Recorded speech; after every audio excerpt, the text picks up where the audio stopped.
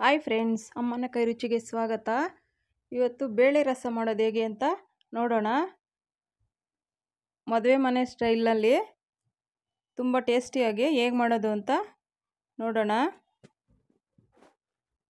ಅನ್ನದ ಜೊತೆಗೆ ತುಂಬಾ ರುಚಿ ಇರುತ್ತೆ. ಒಂದು ಹಪ್ಪಳ ಇದ್ದರೆ ಸಾಕು, ಅನ್ನದ ಜೊತೆಗೆ ಆರಾಮ್ಸೆ ಊಟ ಮಾಡ್ಬೋದು. ನೀವು ಎಷ್ಟೇ ಊಟ ಮಾಡಿದ್ರೂ ಕೊನೆಯಲ್ಲಿ ಸ್ವಲ್ಪ ಅನ್ನ ರಸಮ್ ತಿಂದ್ರೇ ಅದ್ರ ರುಚಿ. ಈಗ ಹೇಗೆ ಮಾಡೋದು ಅಂತ ನೋಡೋಣ.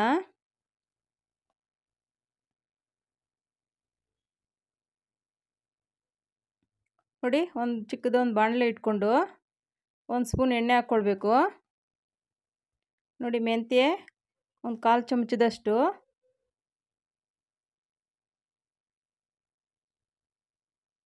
ಮೆಂತ್ಯ ಸ್ವಲ್ಪ ಫ್ರೈ ಆದ ನಂತರ ಸಾಸಿವೆನೂ ಅಷ್ಟೇ. ಮೆಂತ್ಯ ಎಷ್ಟು ತೊಗೊಂಡಿದ್ದೀವೋ ಸಾಸಿವೆನೂ ಅಷ್ಟೇ ತೊಗೊಳ್ಬೇಕು. ನೋಡಿ, ಸ್ವಲ್ಪ ಫ್ರೈ ಆದ ನಂತರ ಜೀರಿಗೆ ಸ್ವಲ್ಪ ಜಾಸ್ತಿ ಹಾಕಿದ್ರೆ ಇನ್ನೂ ಚೆನ್ನಾಗಿರುತ್ತೆ ಟೇಸ್ಟು. ನಾನು ಇಲ್ಲಿ ನೋಡಿ 1.5 ಚಮಚದಷ್ಟು ಹಾಕ್ತಾಯಿದ್ದೀನಿ. ಧನಿಯಾ ಕಾಳು ಒಂದು ಅರ್ಧ ಚಮಚ, ಅಂದರೆ ನಾವು ಎಷ್ಟು ಮಾಡ್ತೀವಿ ಅನ್ನೋ ನೋಡೋ ಇದರಲ್ಲಿ ಮಾಡಬೇಕು.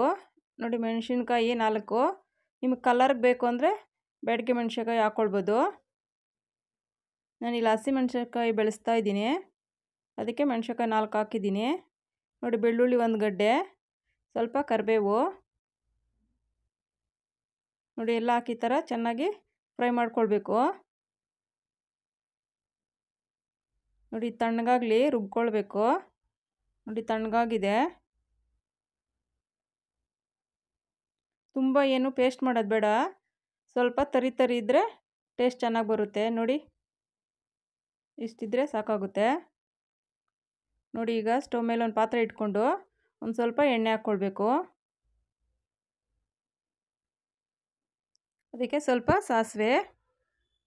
ನೋಡಿ, ಹಸಿಮೆಣಸಿನ್ಕಾಯಿ ನಾನು ಒಂದು 4 ತೊಗೊಂಡಿದ್ದೀನಿ, ಖಾರಕ್ಕೆ ನೋಡಿ ಹಾಕ್ಕೊಳ್ಬೋದು. ಕರಿಬೇವು, ಒಣಮೆಣ್ಸಿನ್ಕಾಯಿ ಹಾಕಿರ್ತೀವಿ, ಹಸಿಮೆಣ್ಸಿನ್ಕಾಯಿ 4 ಹಾಕಿದ್ರೆ ಸಾಕಾಗುತ್ತೆ. ನೋಡಿ, ಟೊಮೊಟೊ 1, ನಾವು ಎಷ್ಟು ಜನಕ್ಕೆ ಮಾಡ್ತೀವಿ ಅನ್ನೋ ಕ್ವಾಂಟಿಟಿ ಮೇಲೆ ಹಾಕ್ಕೊಳ್ಬೇಕು.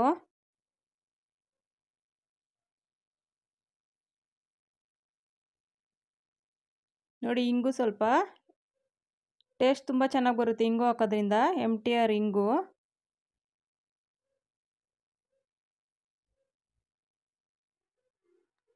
ತುಂಬಾ ರುಚಿ ಇರುತ್ತೆ ಅನ್ನದ ಜೊತೆಗಂತೂ. ನಾವೆಷ್ಟೇ ಅಡುಗೆ ಮಾಡಿದ್ರೂ ಈ ಥರ ಒಂದು ಲಾಸ್ಟಲ್ಲಿ ಸ್ವಲ್ಪ ಅನ್ನ ರಸಮ್ ತಿಂದ್ರೇ ಅದಕ್ಕೆ ಸಮಾಧಾನ ಆಗೋದು. ನೋಡಿ, ಈಗ ಪುಡಿ ಮಾಡ್ಕೊಂಡಿರೋ ಅಂಥ ನಾವೇನು ಹುರ್ಕೊಂಡಿದ್ವಿ ಅದನ್ನು ಇದಕ್ಕೆ ಈಗ ಸೇರಿಸ್ಬೇಕು. ಆವಾಗಲೇ ಹುರಿದಿದ್ದೀವಿ. ನೋಡಿ, ಬೇಳೆ ನುಣ್ಣಗೆ ಈ ಥರ ಬೇಯಿಸ್ಕೊಂಡು ಇಟ್ಕೊಂಡಿದ್ದೀನಿ. ನಾನು 1 ಲೋಟ ಬೇಳೆ ಹಾಕಿ ಬೇಯಿಸ್ಕೊಂಡಿದ್ದೀನಿ. ನಮ್ಗೆ ರಸಮ್ ಜಾಸ್ತಿ ಬೇಕು ಅಂದರೆ ಬೇಳೆ ಸ್ವಲ್ಪ ಜಾಸ್ತಿ ಹಾಕ್ಕೊಂಡ್ರೆ. ನೋಡಿ, ಸ್ವಲ್ಪ ಹುಣಸೆ ರಸ, ಟೊಮೊಟೊನ ಹಾಕಿರೋದ್ರಿಂದ ಹುಣಸೆ ರಸ ಸ್ವಲ್ಪ ನೋಡ್ಕೊಂಡು ಹಾಕ್ಕೊಳ್ಬೇಕು. ನೀರು ನೋಡಿಕೊಂಡು, ಏನು ರಸಮ್ಗೆ ಎಷ್ಟು ಹಾಕಿದ್ರೂ ನಡೆಯುತ್ತೆ, ತೆಳುವೆ ಬರೋದು ರಸಮು. ನೋಡಿ, ಸ್ವಲ್ಪ ಅರಿಶಿನ.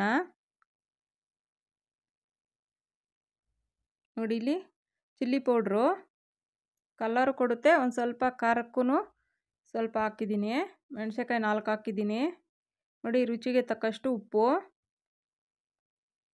ಖಾರ ನೋಡ್ಕೊಂಡು ಹಾಕ್ಕೊಳ್ಬೇಕು. ಕೊತ್ತಂಬರಿ ಸೊಪ್ಪು ಕೊನೆಯಲ್ಲಿ. ಚೆನ್ನಾಗಿ ಕುದಿಸ್ಬೇಕಿದು. ಒಂದ್ಸರಿ ಕುದಿ ಬಂದಮೇಲೆ ಸ್ವಲ್ಪ ಸಿಮ್ಮಲ್ಲಿ ಇಟ್ಬಿಟ್ರೆ ನಿಧಾನಕ್ಕೆ ಚೆನ್ನಾಗಿ ಕುದಿಯುತ್ತೆ. ನೋಡಿ, ಇಲ್ಲಿ ಪೆಪ್ಪರ್ ಪೌಡ್ರು 1/4 ಚಮಚದಷ್ಟು ಹಾಕ್ತಾಯಿದ್ದೀನಿ. ಎಲ್ಲ ನೋಡಿ ಹಾಕ್ಕೊಳ್ಬೇಕು. ನಾವು ಒಣಮೆಣ್ಸಿನ್ಕಾಯಿ ಒಂದು 4 ಹಾಕಿದ್ದೀವಿ, ಮತ್ತು ಹಸಿಮೆಣ್ಸಿನ್ಕಾಯಿ ಒಗ್ಗರಣೆಗೆ ಒಂದು 4 ಹಾಕಿದ್ದೀನಿ. ಚಿಲ್ಲಿ ಪೌಡ್ರ್ ಹಾಕಿದ್ದೀನಿ ಸ್ವಲ್ಪ. ಈಗ ಪೆಪ್ಪರು. ತುಂಬಾ ರುಚಿ ಇರುತ್ತೆ. ನೀವು ಬೇಕಾದರೆ ಇದಕ್ಕೆ ಸ್ವಲ್ಪ ಬೆಲ್ಲ ಸೇರಿಸ್ಕೊಳ್ಬೋದು, ಆದರೆ ನಾನು ಬೆಲ್ಲ ಹಾಕ್ತಾಯಿಲ್ಲ. ನೋಡಿ, ಕಲರು ಚೇಂಜ್ ಆಯಿತು. ಇನ್ನೂ ಕಲರ್ ಬೇಕು ಅಂದರೆ ಬ್ಯಾಡಗಿ ಮೆಣಸಿನ್ಕಾಯಿ ರುಬ್ಬಬೇಕಾದ್ರೆ 1 2 ಹಾಕ್ಕೊಂಡು ರುಬ್ಬಿದ್ರೆ ಇನ್ನೂ ಕಲರ್ ಬರುತ್ತೆ.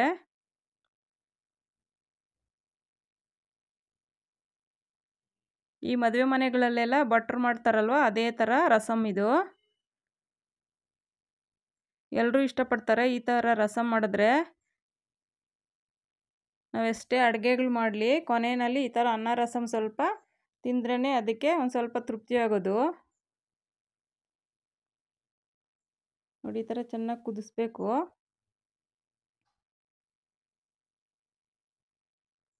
ಒಂದು 5 ನಿಮಿಷ ಸಿಮ್ಮಲ್ಲಿ ಇಟ್ಬಿಟ್ರೆ ಅದು ಚೆನ್ನಾಗಿ ಕುದಿಯುತ್ತೆ, ಹಸಿ ವಾಸನೆ ಎಲ್ಲ ಹೋಗುತ್ತೆ.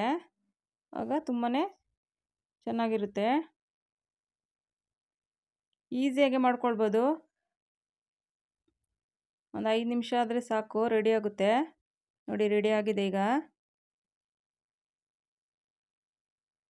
ನೋಡಿ ಒಂದು ಬೌಲ್ಗೆ ಹಾಕ್ತಾಯಿದ್ದೀನಿ. ದಿಢೀರಂತ ಬೇಕು ಅಂದರೆ ಈ ಥರ ರಸಮ್ ಮಾಡ್ಕೊಳ್ಬೋದು. ನಮಗೆ ಊಟಕ್ಕೆ ಅನ್ನೋಕ್ಕೇನು ಇಲ್ಲ ಅಂದಾಗ ಈ ಥರ ರಸಮ್ ಮಾಡಿದ್ರೆ ತುಂಬಾ ಟೇಸ್ಟಿ ಇರುತ್ತೆ. ಒಮ್ಮೆ ಟ್ರೈ ಮಾಡಿ ನೋಡಿ. Thank you friends.